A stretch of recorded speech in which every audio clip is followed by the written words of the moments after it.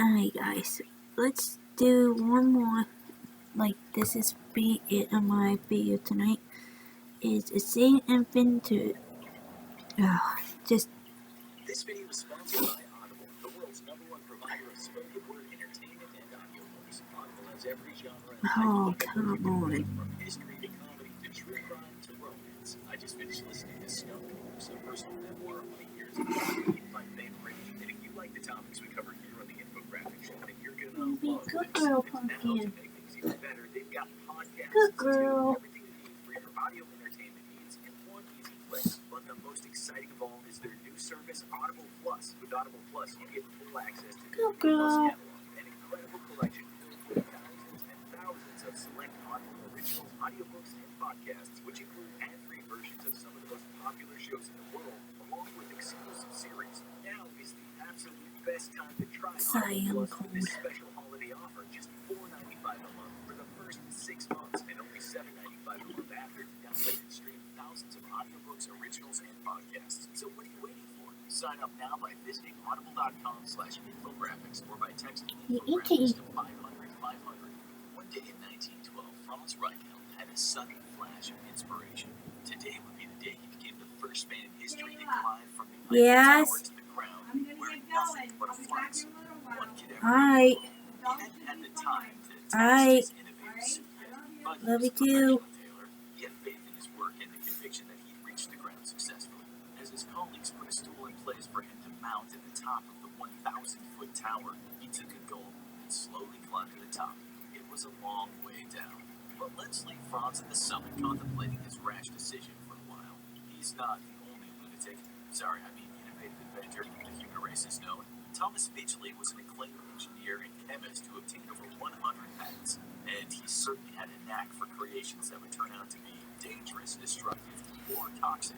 First, he had the genius idea of adding tetraethyl lead to gasoline to solve the problem of engine knocking in cars. It worked, but it also turned out to damage the environment and the public. The man even gave himself lead poisoning in the process, but he wasn't deterred. His next move was the invention of chlorofluorocarbon, or CFC. You know, the stuff that aerosols release that damages the ozone layer. At the time, CFC was revered as a pioneering invention that would stop refrigerators leaking dangerous substances and gases. CFC was believed to be inflammable, stable, non-corrosive, and safe for humans to breathe. To prove its safety, Midgley himself inhaled a sizable amount of the gas. As we now know, he turned out to be misled.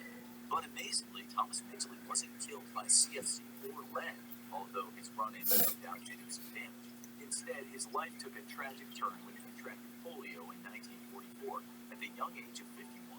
Still convinced of his ingenuity as an inventor, Midgley went ahead and invented something. This time, it didn't involve any chemicals or toxic substances. It was a simple yet smart system of strings and pulleys to help him pull himself out of bed independently. Sounds harmless, right? For a few years, the system worked out great, helping Midgley retain the modicum of dignity he still had left after poisoning all of humanity twice. But one day he became entangled in the ropes, which strangled him to death. Once again, he dug himself in. Okay, so maybe you're asking for trouble when you go around meddling with chemicals and giving huge, heavy contraptions to people who have become semi-paralyzed. But William Bullock was a much more sensible man. He came up with practical inventions like the grain drill, seed planter, and eventually a rotary printing press designed to increase the speed of printing. Surely such a pioneering man wouldn't have such a silly ending. Well, you've seen the type So that's where our seeds come from then. Revolutionized the printing industry. Bullock had a nasty accident while adjusting his rotary press. His leg got caught in the machine and was promptly crushed. I guess health and safety regulations were much of a concern in 1867. The inventor didn't die instantly, but it was the start of the end. He contracted gangrene in the wound and ended up dying a few days later. It's a tragic tale. Now, are you ready for something really crazy? Dying was the last thing Alexander Bogdanov had in mind. In fact, he hoped to become immortal. Bear with me here. A true polymath, Bogdanov was a science fiction writer, doctor, and cybernetics enthusiast, but it was his passion for medical research that would lead him down a path of insanity and eventually cause his dire end. Researching blood transfusions, Bogdanov became interested in their application to extending lives, or, in other words, making people immortal. You can tell he was a fan of science fiction. The man was so convinced he was onto something that he performed multiple transfusions on himself before having any proper evidence. It It seemed to go well at first, and he enthusiastically published study after study about the positive effects of transfusions. He was convinced his eyesight had improved, and even that he'd stopped falling. Unfortunately, Bogdanov didn't pay much attention to where the blood was coming from. One day, he underwent a transfusion from a student who turned out to have malaria, which would lead to his death in 1928. Would it have really been that terrible to fall and wear glasses? You might say these inventors didn't know any better, but in the case of Horace Huntley, he almost certainly did. Huntley made submarines, which is pretty cool. And what isn't so cool is that he made lousy submarines. His first submarine sank, and not in the good submarine way, but in a sank to the bottom of the ocean and never be found again way. Then he built a second submarine, and that sank too.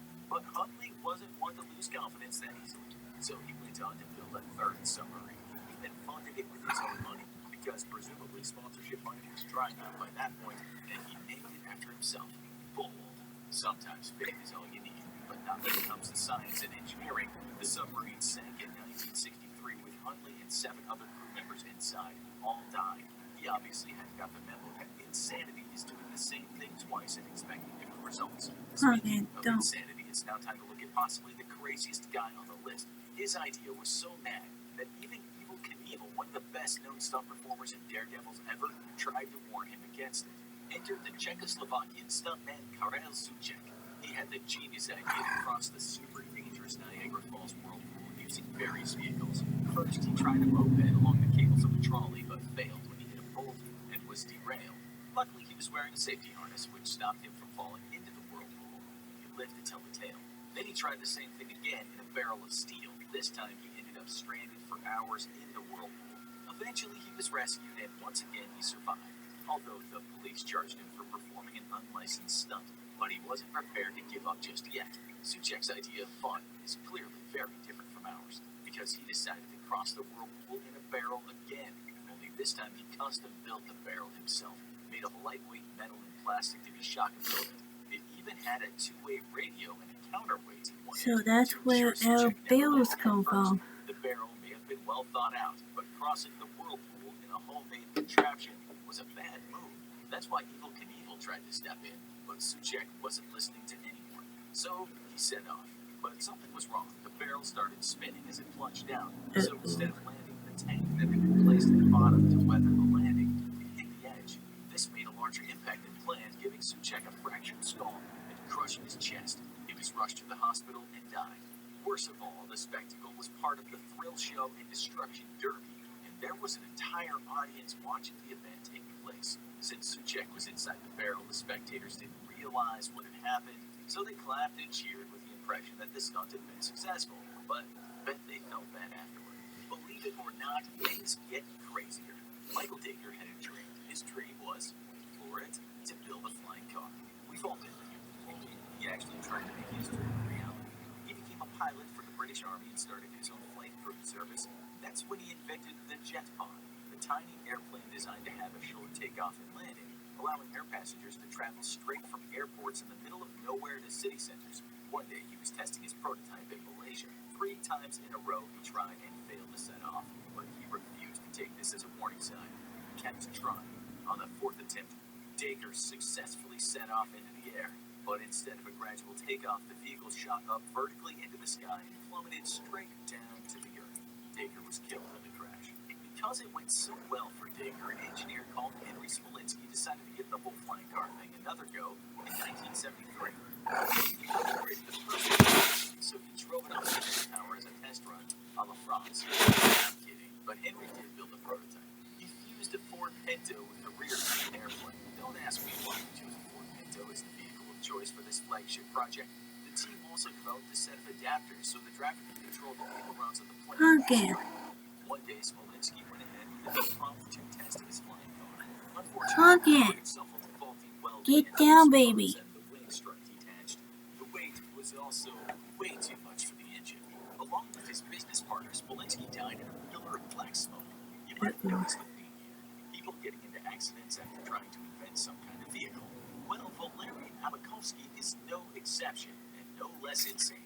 He had invented something called the Aerowagon, a high-speed rail car complete with an aircraft engine and propeller traction that he wanted to use to transport Soviet officials between major cities. One day, he gave the vehicle a test run.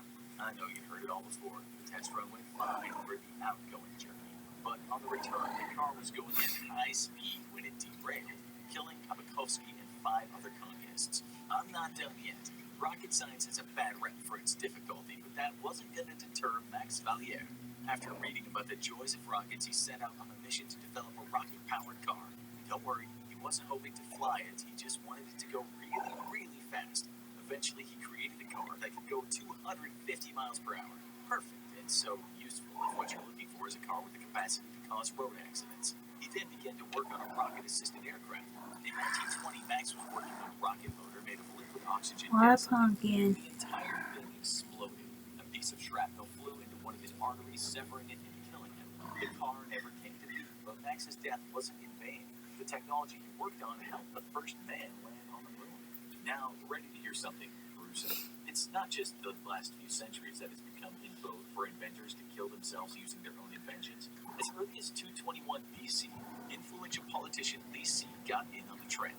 Li Si invented a torture method called the 5 pains, which involved cutting off the nose, hand, and foot of a person before castrating them and killing them by cutting them in half. He was a real charmer.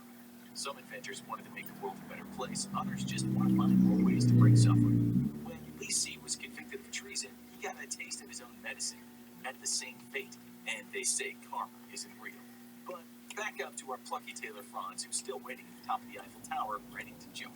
Franz had designed his wingsuit based on the principle that by adding more surface area to the body, humans would be able to descend to the ground slowly and gracefully. Luckily, he wasn't Pumpkin, so please convinced don't that start a this. special suit alone could enable humans to fly. He also added in a parachute that would be released during the fall. What could ever go wrong? Remember, this wingsuit had never actually been tested. The original plan was to have a test run with a dummy, but Franz was something of a free spirit. For him, it was a matter of pride to show faith in his inventions and take the first jump with no evidence behind him. The wingsuit he created looked like a cloak with a big hood, so it's hard to be optimistic about its effectiveness. But what about the parachute? Surely that would save him, right? To activate the parachute, all Franz had to do was extend his arms out to put his body into a cross position. Only the parachute collapsed around him, so he had a free fall to the ground. He died of a heart attack before he even reached the bottom. Check out our videos about dreams that can kill you in real. Hi guys, that's all my video I'm gonna do today, so I'll see you tomorrow.